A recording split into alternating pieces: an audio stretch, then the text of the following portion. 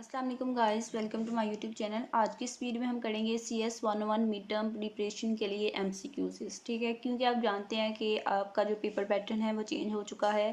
पहले 22 MCQs आपको आएंगे ऑब्जेक्टिव यानी कि MCQs। ठीक है, तो 8 नंबर के आपके एक क्वेश्चन होगा, 2 क्वेश्चन होंगे 8 नंबर के और 22 MCQs होंगे। तो इट्स मीन के 50% से भी ज़्यादा पोर्शन जो है 80% कह लें कि आपके पेपर का जो क्वेश्चन होगा वो किस पे डिपेंड कर रहा है, MCQs पे। ठीक है, तो आपने अगर अच्छा पेपर अटैम्प्ट करना चाहते हैं, अच्छी तरह पेपर की तैयारी करना चाहते हैं, तो आपको MCQs जो हैं वो सही से तैयार करने होंगे, उनको अच्छे से अटैम्प्ट करना होगा। तो उसी के लिए आपको मैं यहाँ पे वीडियो प्रोवाइड करूँगी जिसमें 100% करेक्ट आंसर्स लगे होंगे MCQs के। और MCQs जो हैं वो न्यू हैंडआउट्स जो हैं, आपके हैंडआउट्स जो हैं पहले ओल्ड थे। ठीक है, पहले कोई और हैंडआउट्स थे, तो 1-2 साल पहले ये हैंडआउट्स जो हैं वो चेंज हुए हैं। तो जो आपको पास पेपर मिलेंगे CS 101 के, उसमें भी ओल्ड वाले सब्जेक्ट के MCQs होंगे।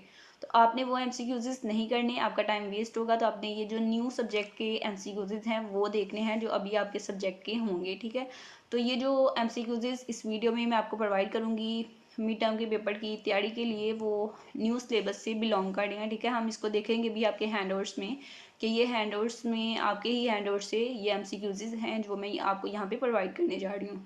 ठीक है, तो हम स्टार्ट करते हैं वीडियो को। उससे पहले हम देख लेते हैं कि आपका मिड टर्म की जो अनाउंसमेंट आई है उसमें कितना सिलेबस है।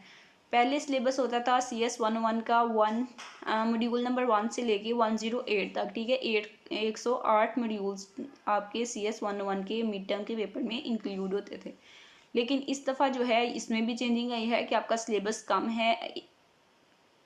आपके जो मॉड्यूल्स हैं वो 81 तक हैं। ठीक है, फर्स्ट 81 मॉड्यूल्स आपके मिड टर्म के पेपर में इंक्लूड होंगे। तो इन मॉड्यूल्स को मद्देनज़र रखते हुए इन्हीं में से 1 से 81 के दरमियान जितने भी MCQs बन रहे हैं वो आपको मैं इस वीडियो में प्रोवाइड कर रही हूँ। और 70 MCQs होंगे ये, जिनको आप प्रिपेयर करके तो अच्छा CGPA जो है वो गेन कर सकते हैं। हम स्टार्ट करते हैं वीडियो को।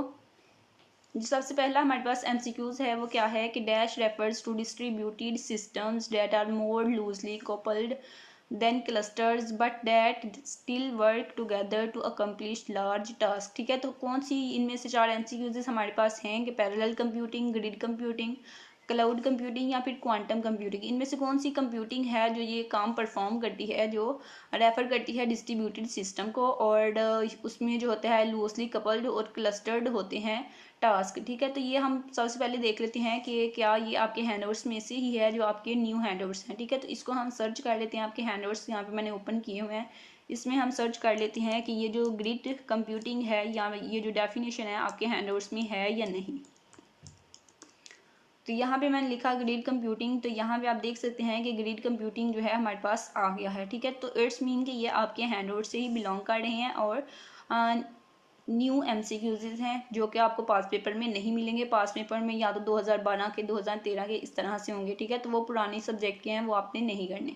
तो इसका जो करेक्ट आंसर होगा वो होगा आपके पास ऑप्शन नंबर B यानी कि ग्रिड कंप्यूटिंग।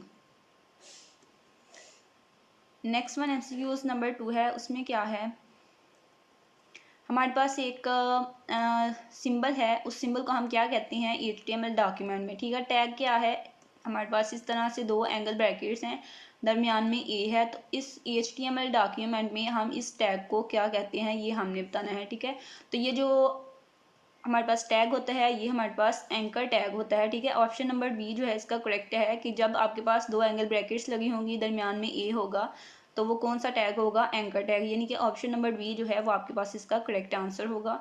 इसको आपने याद कर लेना है। नेक्स्ट वन MCQs है कि dash can not be used in the main memory to store data. कि यहाँ पे कुछ हमें मेमोरीज बताई गई हैं, उनमें से हमने बताना है कि कौन सी मेमोरी जो है वो डाटा को मेन मेमोरी में स्टोर नहीं करती। तो उसमें से जो करेक्ट आंसर है वो है आपके पास फ्लैश ड्राइव। ठीक है, फ्लैश ड्राइव जो है वो डाटा को अब मेन मेमोरी में स्टोर नहीं करती। ठीक है, यूज़ नहीं करती, मेन मेमोरी से डाटा को यूज़ नहीं करती। नेक्स्ट वन MCQs है कि in the context of computer network. Computer network के कॉन्टेक्स्ट में WW जो है वो किसके लिए स्टैंड करता है, WW किसको रेफर करता है। तो MCQs क्या है, world wide west, world wide west, world web, world wide या फिर वर्ल्ड वाइड वेब। ठीक है, तो ऑप्शन नंबर D जो है वो आपके पास करेक्ट है कि WW stands for world wide web. Option number D WW stands for world wide web. बहुत इंपॉर्टेंट MCQ होता है ये, WW वाला रिपीट हो चुका है बहुत दफ़ा पेपर में। नेक्स्ट वन MCQs है कि we need dash memory to store data permanently, कि मेमोरी में जब हम डाटा स्टोर करते हैं, परमानेंटली स्टोर करना चाहते हैं, तो उसके लिए हमें किसकी ज़रूरत होती है? वोलेटाइल की होती है, रैम की होती है, नॉन वोलेटाइल की, या फिर एड्रेस की।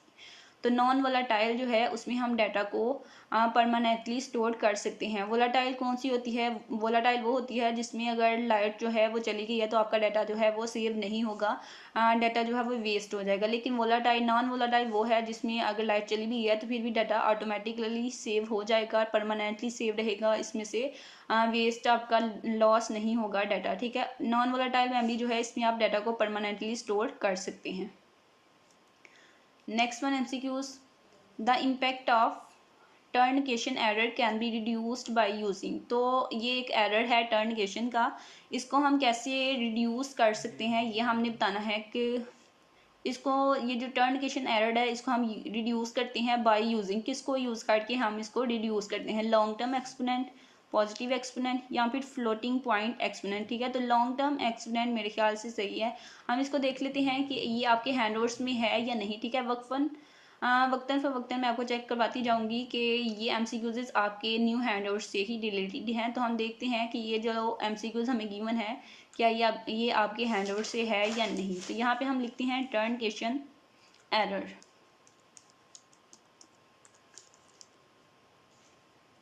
टर्नकेशन हमने लिख लिया, और क्या स्पेलिंग हमने सही लिखे हैं? टर्नकेशन, देखा हमने स्पेलिंग गलत लिखे हैं, टर्न नहीं है, टर्न है, ठीक है, TRUN। अब ये हमारे पास आ गया, ठीक है। ये देखें आपके मॉड्यूल नंबर 28 में टर्नकेशन एरर का कॉन्सेप्ट जो है वो गिवन है। तो यहाँ से हम देख लेते हैं कि किसको यूज़ करते हैं। ये देखें टर्नकेशन एरर्स में हम किसको यूज़ करते हैं? फ्लोटिंग पॉइंट नोटेशन को। तो हमारे पास कौन सा करेक्ट आंसर होगा? MCQs नंबर 3 कि टर्नकेशन एरर को रिड्यूस करने के लिए हम फ्लोटिंग पॉइंट नोटेशन को यूज़ करते हैं। ऑप्शन नंबर सी जो है वो आपके पास करेक्ट आंसर होगा। नेक्स्ट वन MCQs है कि UTF-8 uses 24 to dash bits, ठीक है। UTF-8 जो है वो 24 टू डैश बिट्स जो है उनको यूज़ करता है। 24 कम से कम और ज़्यादा कितनी है? 32, यानी कि ऑप्शन नंबर ए जो है इसका करेक्ट आंसर है 32। UTF जो 8 है वो 24 से 32 बिट्स जो है उनको यूज़ करता है। नेक्स्ट वन MCQs है कि a program under dash is called process. तो वो प्रोग्राम जो डैश के अंडर होता है उसको हम प्रोसेस कहते हैं। किसके अंडर होता है? एग्जीक्यूशन के। ऑप्शन नंबर बी जो है इसका करेक्ट आंसर होगा कि a program under execution is called process. इन MCQs को आपने एज इट इज़ याद कर लेना है, इनके आंसर, ताकि आप इसको मिड टर्म के पेपर में आप लगा सकें। इसी तरह से मिड टर्म के पेपर में भी ये MCQs अपीयर होंगे। नेक्स्ट वन MCQs है कि OSI स्टैंड्स फॉर। तो OSI किसके लिए स्टैंड करता है? OSI हमें पता है कि ओपन सिस्टम इंटर कनेक्शन, ठीक है। OSI स्टैंड करता है open system inter connection. Next one MCQs है कि when a packet reaches at the intermediate stop the network layer, ठीक है। जब पैकेट जो है वो इंटरमीडिएट स्टॉप पे पहुंच जाता है तो नेटवर्क लेयर क्या करती है वहाँ पे? Network hands the packet to transport layer rather than forwarding it, ठीक है। तो नेटवर्क लेयर जो है वो क्या करती है? वो ट्रांसपोर्टेंट लेयर जो है उसको पैकेट दे देती है, उसको फॉरवर्ड नहीं करती। ऑप्शन नंबर सी जो है इसका करेक्ट आंसर है, इसको भी आपने याद कर लेना है। नेक्स्ट वन है कि a process is a dash activity. तो प्रोसेस जो है वो कौन सी एक्टिविटी है? प्रोसेस एक डायनामिक एक्टिविटी है। इंपॉर्टेंट MCQs है कि प्रोसेस कौन सी एक्टिविटी है? प्रोसेस जो है वो एक डायनामिक एक्टिविटी है। नेक्स्ट वन है कि द नोड और PC which sends request for services is called. वो PC या नोड जो सर्विस हासिल करने के लिए रिक्वेस्ट भेजता है, दरख्वास्त भेजता है, उसको क्या कहते हैं? सर्वर, ISP, क्लाइंट, या फिर प्रोटोकॉल। तो वो हमारे पास क्या होता है? वो हमारे पास क्लाइंट होता है। जो जो रिक्वेस्ट सर्विस के लिए रिक्वेस्ट सेंड करता है वो हमारे पास क्लाइंट होता है। नेक्स्ट वन है कि which of the following language is use for client side scripting. तो जो क्लाइंट साइड स्क्रिप्टिंग होती है उसके लिए हम कौन सी लैंग्वेज को यूज़ करते हैं? क्लाइंट साइड स्क्रिप्टिंग के लिए हम जावा स्क्रिप्ट को यूज़ करते हैं। ऑप्शन नंबर इसका करेक्ट होगा ए। नेक्स्ट वन एमसीक्यूज है कि file software for implementing the web was released in. File software जो है उसको इम्प्लीमेंट किया गया वेब के लिए, तो इसको कब रिलीज़ किया गया, ठीक है। तो इसको रिलीज़ किया गया था सितंबर 1919 में, सितंबर 1919 में, ठीक है। नेक्स्ट वन एमसीक्यूज है कि the connection between networks to form an internet is handled by devices known as. तो वो कनेक्शन बिटवीन नेटवर्क्स के दरमियान जो कनेक्शन होता है इंटरनेट को बनाने के लिए, इंटरनेट को हैंडल बनाने के लिए जो नेटवर्क्स के दरमियान कनेक्शन होता है उसको कौन सी डिवाइसेस जो हैं वो हैंडल करती हैं। उन डिवाइसेस का हमने नाम बताना है कि उन डिवाइसेस को क्या कहते हैं जो नेटवर्क्स के दरमियान कनेक्शन को हैंडल करती हैं, तो उसको हम कहते हैं राउटर, ठीक है। ऑप्शन नंबर बी जो है इसका करेक्ट आंसर होगा कि उसको हम राउटर कहते हैं। नेक्स्ट वन है कि the HTML source document consist of 2 sections. HTML source document जो होता है उसमें 2 सेक्शंस होते हैं, कौन कौन से, हेड और बॉडी। ये आपसे एमसीक्यूज पूछा जाएगा, इंपॉर्टेंट एमसीक्यूज है, हो सकता है क्वेश्चन में पूछा जाए कि HTML सोर्स डॉक्यूमेंट जो है उसके कितने सेक्शन होते हैं उनके नाम बताएं, या फिर HTML सोर्स डॉक्यूमेंट कितने सेक्शन पे डिवाइड होता है उन दोनों के नाम बताएं। तो उन दोनों के नाम क्या हैं, एमसीक्यूज और क्वेश्चन दोनों के लिहाज से आपने याद कर लेना है कि उनके नाम क्या हैं, एक हेड है और एक बॉडी है, यानी कि ऑप्शन नंबर ए जो है आपके पास करेक्ट आंसर है। नेक्स्ट वन है कि dash connects computers over a large geographical area art world. तो यहाँ से हमने बताना है कि इनमें से कौन सा है जो कंप्यूटर को एक जियोग्राफिकल एरिया या पूरी वर्ल्ड दुनिया में जितने कंप्यूटर हैं उन सबको कनेक्ट करता है। उस कनेक्शन को, उस नेटवर्क को हम क्या कहते हैं, उस नेटवर्क को हम कहते हैं वैन, यानी कि वाइड एरिया नेटवर्क। अगर कनेक्शन जो है वो जियोग्राफिकल है या ओवरऑल वर्ल्ड में है पूरी दुनिया में, तो उसके लिए हमारे पास कौन सा होगा नेटवर्क, वैन, वाइड एरिया नेटवर्क। अगर जो कनेक्शन है वो एक जैसे एक यूनिवर्सिटी है, एक स्कूल है, स्कूल के अंदर पीसीज में कनेक्शन है, तो वो कनेक्शन क्या होगा, वो होगा लैन। और अगर सिटीज़ में है जैसे लाहौर में और सियालकोट में सिटीज़ में नेटवर्क जो है उनका कनेक्शन है, तो फिर वो होगा मैन, ठीक है।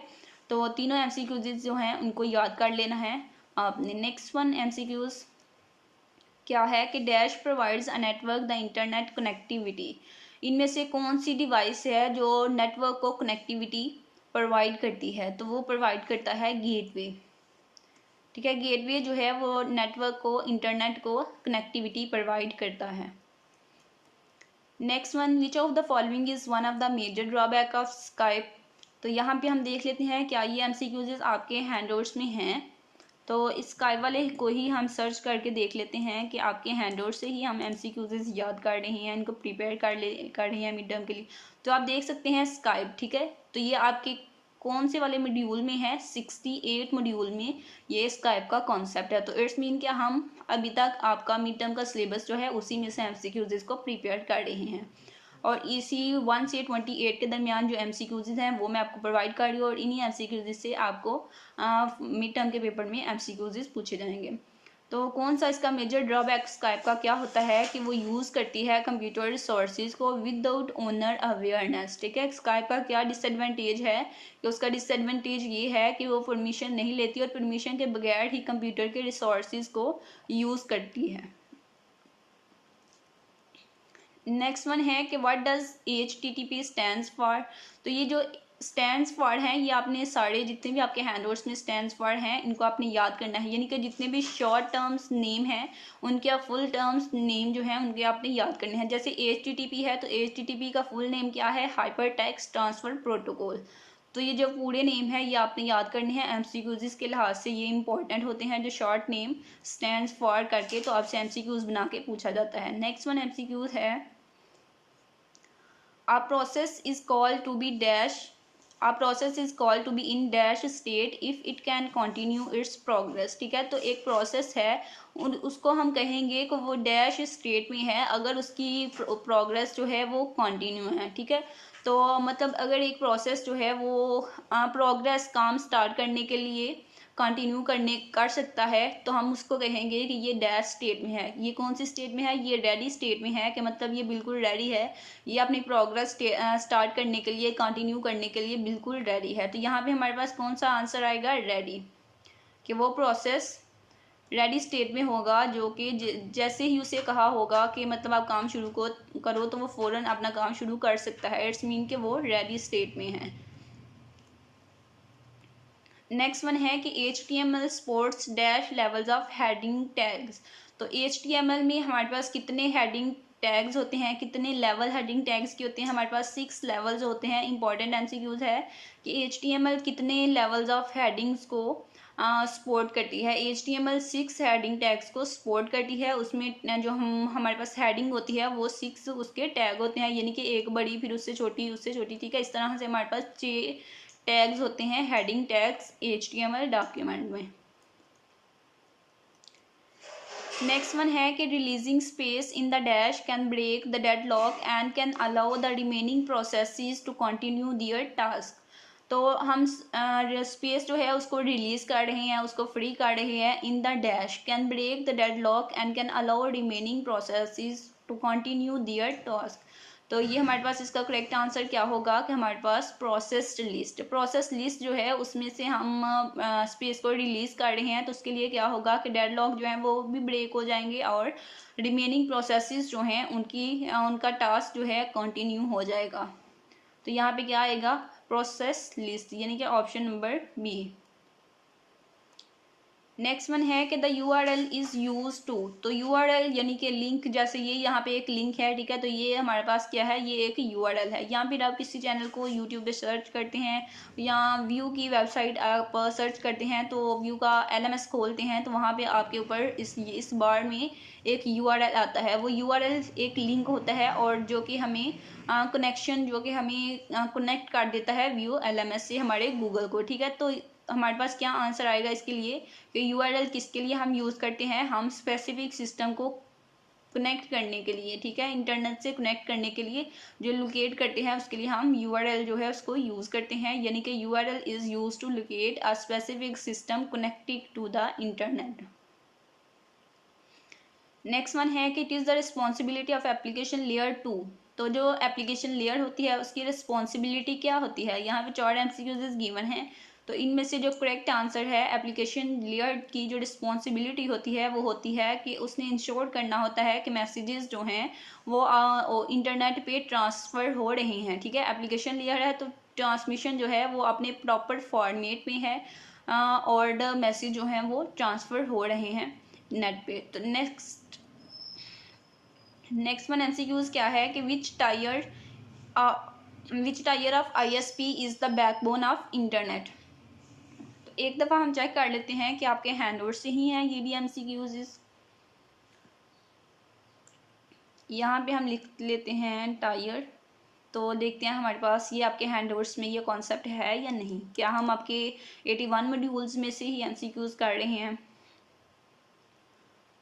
तो हमने यहाँ पे लिखा और आपके पास आ गया टायर का कॉन्सेप्ट। तो देखते हैं कि ये आपके, ये देखें 64 मॉड्यूल जो है, अभी हम 64 वाले मॉड्यूल पे हैं, और उसमें ये वाला कॉन्सेप्ट है टायर का। इट्स मीन कि ये MCQs आपके हैंडओवर्स न्यू सिलेबस से ही है, ठीक है। तो इसको आप इजीली प्रिपेयर कर सकते हैं अपने मिड टर्म के पेपर के लिए, और अच्छे मार्क्स जो हैं वो गेन कर सकते हैं। तो इसका करेक्ट आंसर क्या होगा कि कौन सी ISP की कौन सी टायर है जो इंटरनेट की बैकबोन होती है? तो वो होती है टायर 1।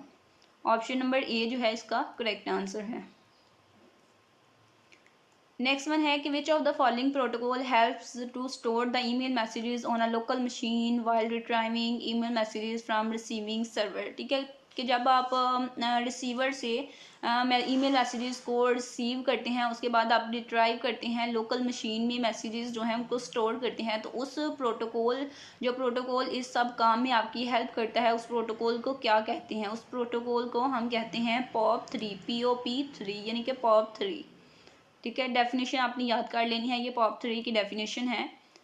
नेक्स्ट वन है कि dash is a type of malware that can replicate itself into the other computer connected to the internet। Malware यानी कि वायरस, तो वो कौन सी टाइप है, इनमें से वायरस की कौन सी टाइप है, मालवेयर टाइप है, जो कि अपने आप को, जो कंप्यूटर उससे कनेक्ट होता है उसमें अपने आप को कॉपी कर देता है, उसमें भी वायरस चला जाता है जो उससे कंप्यूटर नेटवर्क कनेक्ट होता है। ठीक है, तो वो हमारे पास होता है वर्म्स, WORM, वर्म्स। ठीक है, option number C correct answer.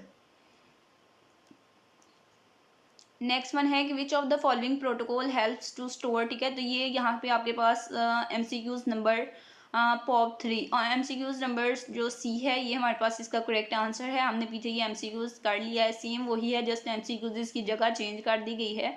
और ये हमारे पास इसका आंसर क्या है, पॉप 3। हमने इसको पीछे MCQs कर लिया है एक दफ़ा, ये अगेन रिपीट हुआ है। नेक्स्ट वन देखते हैं। The dispatcher is the component of the dash that manages the execution of scheduled processes। ठीक है, तो डिस्पैचर जो है वो कंपोनेंट है किसका, डिस्पैचर कर्नल का कंपोनेंट होता है। ऑप्शन नंबर सी जो है वो करेक्ट होगा कि डिस्पैचर जो है वो कर्नल का कंपोनेंट है। नेक्स्ट वन है कि the value of program counter is an example of dash state. तो प्रोग्राम काउंटर की जो वैल्यू होती है वो कौन सी, इनमें से कौन सी स्टेट है जिसकी वो एग्जाम्पल होती है, तो वो हमारे पास होती है प्रोसेस की एग्जाम्पल, क्योंकि प्रोसेस में ही हम प्रोग्राम को की वैल्यू जो है उसको काउंट कर रहे होते हैं, तो प्रोसेस स्टेट होगा option number B. Next one, current status of the activity associated with the process is called. तो जो एक्टिविटी है उससे करंट स्टेटस जो है प्रोसेस का वो एसोसिएट है, तो उसको हम क्या कहते हैं, उसको हम कहेंगे प्रोसेस स्टेटस, क्योंकि वो एक्टिविटी का करंट स्टेटस है विद द प्रोसेस, तो इज कॉल्ड प्रोसेस स्टेटस। तो उसको हम क्या कहेंगे, उसको हम प्रोसेस स्टेटस ही कहेंगे। ये भी आपके हैंडओवर से ही MCQs बनाया है। MCQs जितने भी आपको मिड टर्म में आएंगे वो सारे आपके हैंडओवर से ही होंगे, इसलिए हैंडओवर्स को अगर आप रीड करना चाहें, उनसे प्रिपरेशन करना चाहें, तो वो बहुत अच्छा ज़रिया है मिड टर्म की तैयारी का। उसके अलावा आप मेरी ये वीडियो जो है वो देखेंगे तो इंशाल्लाह आपका पेपर जो है वो बहुत अच्छा होगा। नेक्स्ट वन MCQs क्या है, once an intruder gains access to a computer system, the next step is usually to explore looking for information of interest or for places to insert। इसके लिए ये हमारे पास किसकी डेफिनेशन है, ये है destructive software, option number C, यानी कि डिस्ट्रक्टिव सॉफ्टवेयर। तो हम एक दफ़ा अगेन चेक कर लेते हैं क्या ये MCQs हमारे हैंडआउट से ही हैं। तो यहाँ पे हम लिख के देख लेते हैं कि डिस्ट्रक्टिव जो है ये हमारे पास हैंडआउट्स में है या नहीं। डिस्ट्रक्टिव, तो आप देख सकते हैं डिस्ट्रक्टिव सॉफ्टवेयर, ये हमारे पास जो वहाँ पे MCQs है वो मॉड्यूल 58 से हमें पूछा गया है। तो यहाँ पे इसको मैं हाईलाइट करके आपको दिखाती हूँ कि ये वाला जो MCQs है यही हमसे पूछा गया है वहाँ पे। तो आप देख सकते हैं ये सारी सी स्टेटमेंट वही है, और जो हमारे पास इंसर्ट तक स्टेटमेंट यहाँ पे हमें बताई गई है, और फिर आगे हमारे पास MCQs की वजह से फिल इन द ब्लैंक है। तो फिल इन द ब्लैंक में हमारे पास कौन सा करेक्ट आंसर होगा, डिस्ट्रक्टिव सॉफ्टवेयर। ठीक है, तो यहाँ पे MCQs में भी हमारे पास है डिस्ट्रक्टिव सॉफ्टवेयर, इट्स मीन के आंसर जो है वो भी 100% करेक्ट और वेरीफाइड हैं। इनको आप एज इट इज़ याद कर सकते हैं। ऑप्शन नंबर बी जो है इसका करेक्ट आंसर है। नेक्स्ट वन है which of the following is true about TCP in comparison to UDP। तो UDP का अगर हम कंपैरिजन कर रहे हैं TCP के साथ, तो उसके कंपैरिजन में हमारे पास इनमें से कौन सी स्टेटमेंट जो है वो करेक्ट होगी। तो जब हम TCP का कंपैरिजन करेंगे UDP में, तो उसके लिए स्टेटमेंट ट्रू क्या होगी कि TCP जो है वो मोर रिलायबल होता है और एफिशिएंट लेस होता है। ऑप्शन नंबर सी जो है, बी जो है, यानी कि TCP जो है वो मोर रिलायबल होता है लेकिन एफिशिएंट जो है वो लेस होता है। नेक्स्ट वन है कि in the operating system the responsibility of memory manager is to allocate. तो ऑपरेटिंग सिस्टम में जो मेमोरी मैनेजर होता है उसकी रिस्पॉन्सिबिलिटी होती है डैश को एलोकेट करना। तो किसको एलोकेट करना, मैस स्टोरेज को। ठीक है, स्टोरेज को एलोकेट करना, option number B. Next one है कि an internet is the collection of, तो ये सब स्टूडेंट्स को पता है और इम्पोर्टेंट एमसीक्यूज है, ये बहुत दफ़ा रिपीट हुआ है कि इंटरनेट जो है वो कलेक्शन है किसकी, नेटवर्क ऑफ नेटवर्क्स की। इंटरनेट किसकी कलेक्शन है, नेटवर्क्स ऑफ नेटवर्क्स की। ये आपको क्विज में भी पूछा गया होगा कि इंटरनेट जो है वो किसकी कलेक्शन है। नेक्स्ट वन है कि the process of using DNS to perform an address translation is called a, तो वो प्रोसेस जिसमें हम डीएनएस को यूज़ करते हैं एड्रेस की ट्रांसलेशन परफॉर्म करने के लिए, उसको हम क्या कहते हैं, उसको हम कहते हैं डीएनएस लुकअप। डीएनएस लुकअप कहते हैं हम उस प्रोसेस को जिस प्रोसेस में हम डीएनएस को यूज़ करते हैं एड्रेस की ट्रांसलेशन करने के लिए। नेक्स्ट वन है कि the application layer uses the dash to send and receive message over the internet, ठीक है। तो जो एप्लीकेशन लेयर होती है वो इंटरनेट पे मैसेजेस को सेंड करने और रिसीव करने के लिए डैश को यूज़ करती है। तो वो किसको यूज़ करती है, ट्रांसपोर्ट लेयर, ठीक है। ट्रांसपोर्ट यानी कि मैसेज को ट्रांसफ़र करना, तो ट्रांसपोर्ट लेयर आएगी यहाँ पे हमारे पास है, ठीक है। कि एप्लीकेशन लेयर जो है वो ट्रांसपोर्ट लेयर को यूज़ करती है मैसेज को नेट पे सेंड करने के लिए और रिसीव करने के लिए। नेक्स्ट वन है कि email is less time sensitive so the mail servers use dash to transfer email, ठीक है। ईमेल जो है वो लेस टाइम सेंसिटिव है न, तो इसलिए मेल सर्वर्स जो हैं वो डैश को यूज़ करते हैं मेल को ट्रांसफ़र करने के लिए, सेंड करने के लिए। तो वो किसको यूज़ करते हैं, टीसीपी को, ठीक है। मेल सर्वर जो है वो यूज़ करते हैं टीसीपी को ईमेल्स को ट्रांसफ़र करने के लिए। नेक्स्ट वन है कि which of the following is not true about XML, तो एक्सएमएल के अबाउट कौन सी स्टेटमेंट इनमें से करेक्ट नहीं है। अगेन इंपॉर्टेंट एमसीक्यूज है, क्विज़ेस में भी पूछा गया होगा। तो जो करेक्ट स्टेटमेंट है वो ये है कि it can not be use to encode non textual material as text file, ठीक है। तो जो एक्सएमएल है उसके अबाउट उसके रिलेटेड कौन सी स्टेटमेंट ट्रू नहीं है, ये नहीं है कि इट कैन नॉट बी, वो जो है वो नॉन टेक्सचुअल मटेरियल को एज अ टेक्स्ट फाइल इनकोड नहीं करती। ऑप्शन नंबर सी जो है वो करेक्ट आंसर होगा। नेक्स्ट वन है क्लाउड कंप्यूटिंग, तो जब हमने देखा था ग्रिड कंप्यूटिंग तो वहाँ भी हमारे पास क्लाउड कंप्यूटिंग भी आपके हैंडवर्ड्स में था, ठीक है। तो क्लाउड कंप्यूटिंग के बारे में हमें पूछा गया है कि क्लाउड कंप्यूटिंग सर्विसेज जो होती हैं वो प्रोवाइड करती हैं reasonable guarantees of dash and dash. Cloud computing में सर्विस जो होती है वो हमें दो चीज़ों की गारंटी देती है, किस किस की, डैश की और डैश की। तो वो डैश डैश क्या होंगी, स्केलेबिलिटी और रिलायबिलिटी की। ऑप्शन नंबर डी जो है वो हमारे पास करेक्ट होगा कि स्केलेबिलिटी और रिलायबिलिटी। नेक्स्ट वन एमसीक्यूज है कि लैन स्टैंड्स फॉर, तो लैन पहले हमने देखा था वैन, तो वैन किसको कहते हैं, वाइड एरिया नेटवर्क को, और लैन किसको कहते हैं, LAN stands for local area network, यानी कि option number C. Important MCQs है ये भी। नेक्स्ट वन है कि link layer will be responsible to, link layer जो है उसकी क्या रिस्पॉन्सिबिलिटी होती है, उसकी क्या जिम्मेदारी होती है। तो यहाँ पे हमारे पास ऑप्शन नंबर डी जो है वो करेक्ट है कि लिंक लेयर जो है वो उसकी रिस्पॉन्सिबिलिटी होती है कि उसने जो भी पैकेट आया है उसको उसकी डेजिग्नेशन, जो उसकी अगली डेजिग्नेशन होगी, जो मंजिल होगी उस तक डायरेक्शन देनी होती है, ठीक है। तो ऑप्शन नंबर डी करेक्ट होगा कि link layer will be responsible to determine the direction of packet next designation.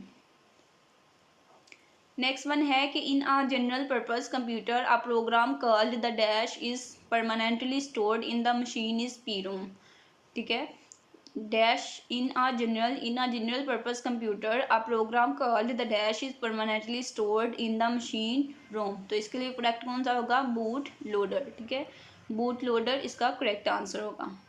Next one है कि using PNEG technique video presentations can be successfully delayed over communication paths that provide transfer rates of 40 Mbps, ठीक है। एक और बात बता दूं कि लास्ट टाइम जो है मिड टर्म के पेपर थे तब भी मैंने CS 101 की प्रिपरेशन करवाई थी स्टूडेंट्स को, और उस वीडियो का बहुत अच्छा रिस्पॉन्स आया था और स्टूडेंट्स का भी बहुत अच्छा फीडबैक था कि उसी वीडियो में से उनको पेपर में MCQs पूछे गए हैं।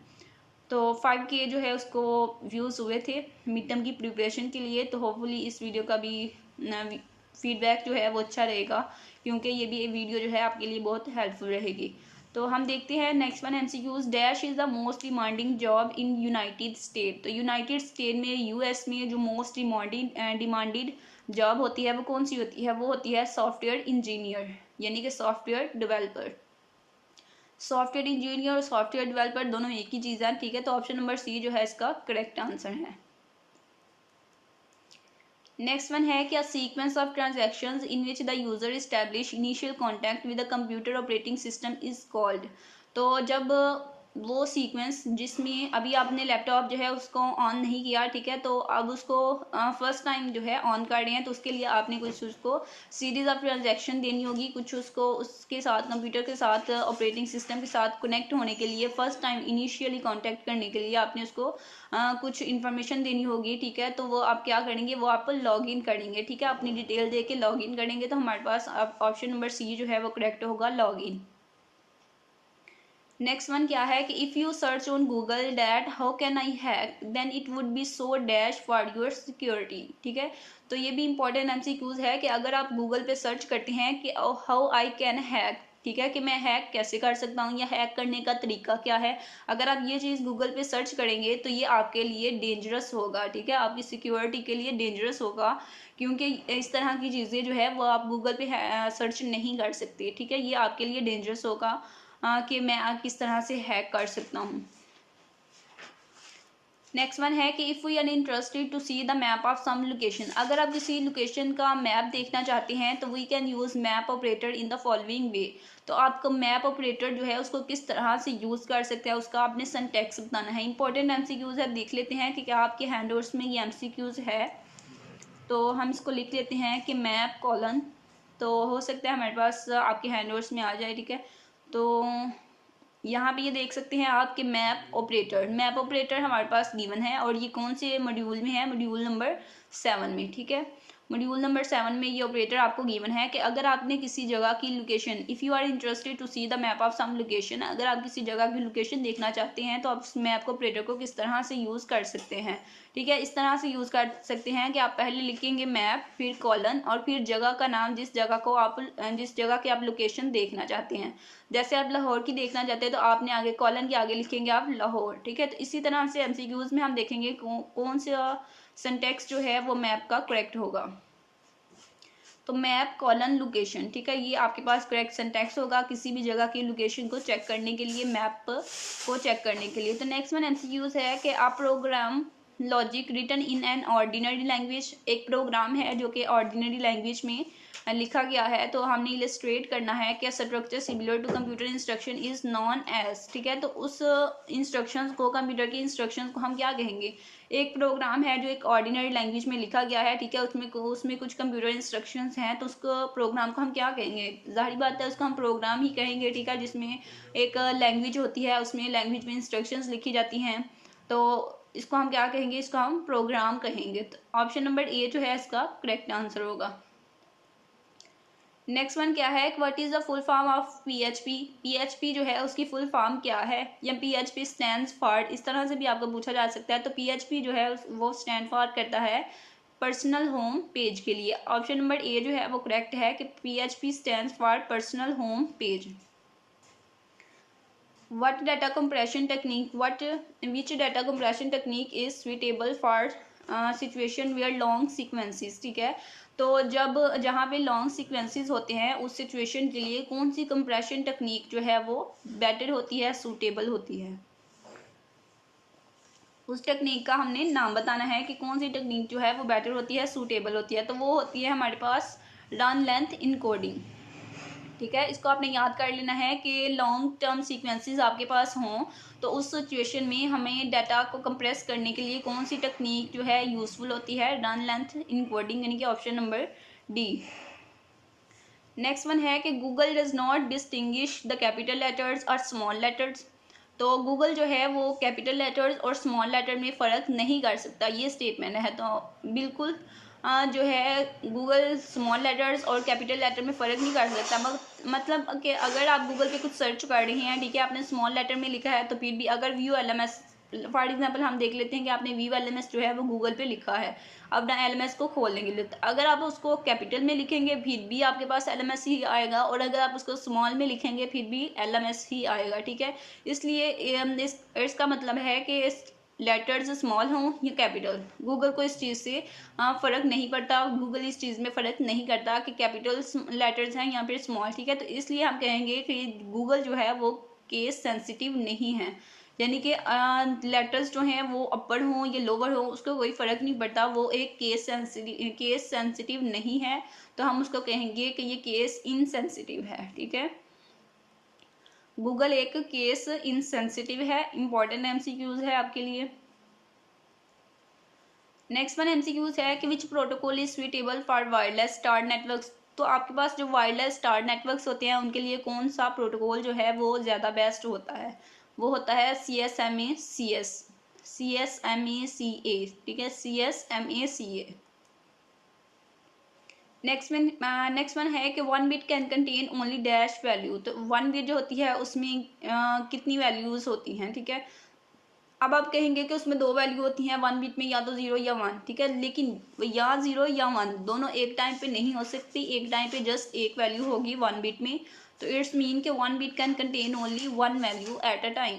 ठीक है, तो 1 जो है हमारे पास इसका करेक्ट आंसर होगा। नेक्स्ट वन है कि एसडीएस किसको कहते हैं हम, सिक्योर डिजिटल मेमोरी कार्ड्स को हम एसडीएस कहते हैं।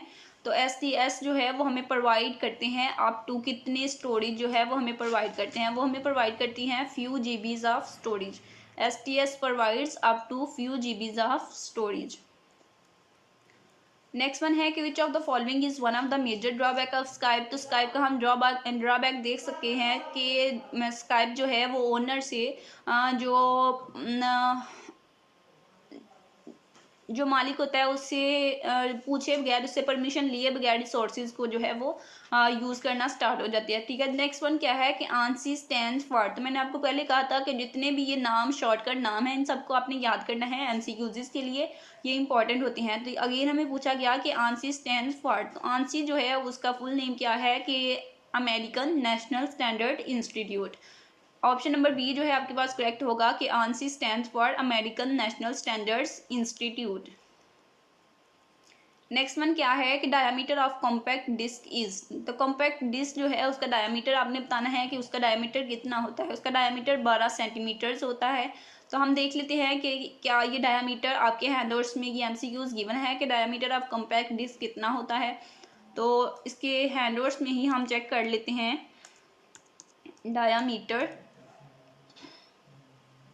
Diameter of compact disc. तो डायमीटर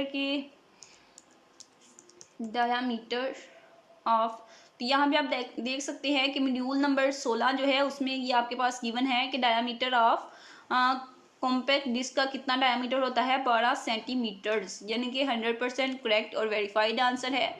12 सेंटीमीटर जो है वो कॉम्पैक्ट डिस्क का डायमीटर होता है। उसके बाद नेक्स्ट वन जो एमसीक्यूज है वो क्या है कि multi programming is a way to implement. तो मल्टी प्रोग्रामिंग जो है वो एक वे है इम्प्लीमेंट करने का, किसको, टाइम शेयरिंग को इम्प्लीमेंट करने का। ऑप्शन नंबर ए, यानी कि टाइम शेयरिंग को इम्प्लीमेंट करने का multiplication. Next one important MCQs है कि बिट इज। ठीक है, तो ये बहुत इंपॉर्टेंट एमसीक्यूज है, बार बार स्टूडेंट से पूछा जाता है कि bit is a dash of storage या डैश ऑफ यूनिट। ठीक है, तो आप कहेंगे कि bit is a basic unit of storage. Bit क्या है, बिट स्टोरेज का एक बेसिक यूनिट है। नेक्स्ट वन एमसीक्यूज है कि binary notation has two following representations. Binary notation की 2 फॉलोइंग रिप्रेजेंटेशंस होती हैं, तो वो कौन सी हैं, टूज कम्प्लीमेंट। हम रिप्रेजेंटेशन को क्या कहते हैं, बाइनरी नोटेशन की रिप्रेजेंटेशन को हम कहते हैं टूज कम्प्लीमेंट। इन तमाम एमसीक्यूज को आपने याद करना है, 70 एमसीक्यूज हैं और होपफुली आपको अगर 22 एमसीक्यूज आपने करने हैं, आई थिंक 27 एमसीक्यूज आपको आने हैं जिनमें से आपने 22 करने हैं, तो 80-90 एमसीक्यूज तो आपको इसमें से आएंगे। ठीक है, 18-19। नेक्स्ट क्या है कि which operation is use to invert all of the bits of an RGB bitmap image. कि आपके पास एक आरजीबी बिटमैप इमेज है, तो आप उसकी बिट्स को, तमाम बिट्स को इन्वर्ट करना चाहते हैं। ठीक है, तो उसको आप किस ऑपरेशन से इन्वर्ट कर सकते हैं, यानी कि अगर वो 1-1 है तो आप उसको इन्वर्ट करके 0-0 करना चाहते हैं, तो किस तरह से कर सकते हैं आप, और एक्स और जो है वो ऑपरेशन इसके लिए यूज़ करेंगे तमाम बिट्स को इन्वर्ट करने के लिए, एक्स और ऑपरेशन। नेक्स्ट वन एमसीक्यूज है कि 1 term could mean more than 1 thing. For example word jugaad is use in two meaning such as, ठीक है। तो एक टर्म जो है उसके, एक वर्ड जो है उसके 2-3 मीनिंग हो सकते हैं, ठीक है। तो यहाँ पे हमें बताया गया है कि एक टर्म के एक से ज़्यादा मीनिंग हो सकते हैं। जैसा कि एग्जाम्पल में हमें बताया गया है कि जुगाड़ वर्ड जो है उसके 2 मीनिंग्स हैं। कौन कौन सा? एक एनिमल और एक कार, ठीक है। तो ये जो देखिए जैगुआर, ठीक है, तो जैगुआर कार भी होती है और जैगुआर एनिमल भी होता है। यहाँ पे आपके हैंडवर्ड्स में हम चेक करते हैं क्या आपके हैंडवर्ड्स में ये है जैगुआर के बारे में, ये एग्जाम्पल जो है हमें गिवन है, ये सिनेरियो हमें गिवन है। तो यहाँ पे हम जैगुआर जो है उसको राइट करने लगे हैं कि क्या आपके हैंडवर्ड्स में ये गिवन है। तो आप यहाँ पे देख सकते हैं कि मॉड्यूल नंबर 5 जो है, मॉड्यूल नंबर 5 उसमें आपके पास ये स्टेटमेंट गिवन है कि एक टर्म जो है वो मोर देन वन थिंग की, एक टर्म का मोर देन वन मीनिंग हो सकता है। और उसकी एग्जांपल हमें जैगुआर जो है वो गिवन है। और जैगुआर जो है उसके मीनिंग क्या है? जैगुआर हम कार को भी कहते हैं और जैगुआर हम एनिमल को भी कहते हैं, ठीक है। तो इस तरह जैगुआर एक वर्ड है और मीनिंग उसके 2 हैं, एनिमल भी और कार भी। यानी कि ऑप्शन नंबर सी जो है वो हमारे पास इसका करेक्ट आंसर है। नेक्स्ट वन एमसीक्यूज है, क्या किलोबाइट के बी कंटेन्स डैश बाइट्स। तो 1 किलोबाइट में कितने बाइट्स होते हैं? 1 किलोबाइट में 1024 बाइट्स होते हैं, ठीक है। 1024 बाइट्स होते हैं 1 किलोबाइट में। नेक्स्ट वन है कि how instructions can be fetched from the main memory to CPU. हमने इंस्ट्रक्शन हम फेच करना चाहते हैं मेन मेमोरी से सीपीयू में, तो हम किस तरह से करेंगे? बाय यूजिंग बस, ठीक है। बस के ज़रिए, बस को यूज़ करके हम सीपीयू मेन मेमोरी से इंफॉर्मेशन जो है उसको फेच करेंगे, उसको लेके आएंगे सीपीयू में, ठीक है, यूजिंग बस। ऑलमोस्ट हमारे 65 एमसीक्यूज हो गए हैं, ठीक है, 5 ही रह गए हैं। तो मुसलसल इतना ज़्यादा बोलना जो है वो बहुत मुश्किल बात होती है, जो कि आपकी हेल्प के लिए मैं बोल रही हूँ, ठीक है, ताकि आपकी मिड टर्म की प्रिपरेशन हो सके। तो नेक्स्ट वन एमसीक्यूज क्या है कि which unit transfer the data from main memory to the general purpose register, ठीक है। तो इनमें से कौन सा डाटा यूनिट है जो डाटा को ट्रांसफर करता है मेन मेमोरी से रजिस्टर में? तो कौन सा यूनिट हम उसके लिए यूज़ करते हैं? हम यूनिट यूज़ करते हैं control unit. Option number A जो है इसका करेक्ट होगा कि हम मेन मेमोरी से डाटा को रजिस्टर में ट्रांसफ़र करने के लिए कंट्रोल यूनिट को यूज़ करते हैं। नेक्स्ट वन एमसीक्यूज है कि in which type of communication several signals are transferred at the same time each on a separate line, ठीक है। कि वो कौन सा कम्युनिकेशन की कौन सी टाइप है जिसमें हम at a time multiple signals को ट्रांसफ़र कर रहे होते हैं और each on a separate line, जबकि उनकी लाइन जो है वो सेपरेट होती है, लेकिन एट अ टाइम हम मल्टीपल सिग्नल्स को ट्रांसफ़र कर रहे होते हैं। वो हमारे पास होता है पैरेलल कम्युनिकेशन में। अगर हम एक के बाद दूसरा कर रहे हैं ट्रांसफ़र तो वो होगा सीरियल में, लेकिन अगर हम एक ही वक्त पे मल्टीपल सिग्नल्स को ट्रांसफ़र कर रहे हैं तो वो हमारे पास होगा पैरेलल कम्युनिकेशन में, ठीक है। नेक्स्ट वन क्या है? HDTV। HDTV is the abbreviation of, यानी कि HDTV जो है इसका भी हमने फुल नेम बताना है। तो HDTV जो है इसकी एब्रीविएशन क्या है? High definition television, high definition television. Last one MCQs क्या है कि dash tag only shows the particular pages related to it. Hash tag जो है वो हमें, यहाँ पे आप देख सकते हैं हैश टैग, ठीक है। हैश टैग जो है वो क्या करता है? वो हमें शो करता है कि आप पर्टिकुलर पेजेस से रिलेट कर रहे हैं। ऑप्शन नंबर डी जो है इसका करेक्ट आंसर होगा। ये था आपका CS11 के मिड टर्म की प्रिपरेशन के लिए 70 एमसीक्यूज मैंने आपको प्रोवाइड किए हैं और उनकी एक्सप्लेनेशन भी बताई है, उनके करेक्ट आंसर और वेरीफाइड आंसर जो हैं वो दिखाए हैं। और ये एमसीक्यूज जो हैं ये आपके न्यू सिलेबस में से हैं। और अगर आप पास पेपर देखेंगे मिड टर्म की प्रिपरेशन के लिए तो हो सकता है वो पास पेपर जो है वो पुराने वाले सिलेबस से हों, ओल्ड सिलेबस से हों, ठीक है। आप उसको तैयार करते रहे पास पेपर को, तो आपके मिड टर्म के में आप जाएं तो पता चले कि उसमें से तो कोई एमसीक्यूज ही नहीं आया क्योंकि वो ओल्ड सिलेबस था, ठीक है। इसलिए आपने न्यू जो वीडियो है आज की इसको प्रिपेयर करना है ताकि आपको ज़्यादा से ज़्यादा एमसीक्यूज मिड टर्म के पेपर में आए और अच्छे मार्क्स जो हैं वो आप गेन करें। मजीद मिड टर्म की प्रिपरेशन के लिए वीडियो को लाइक करें और चैनल को सब्सक्राइब करें ताकि आप चैनल के साथ अटैच हो जाएं।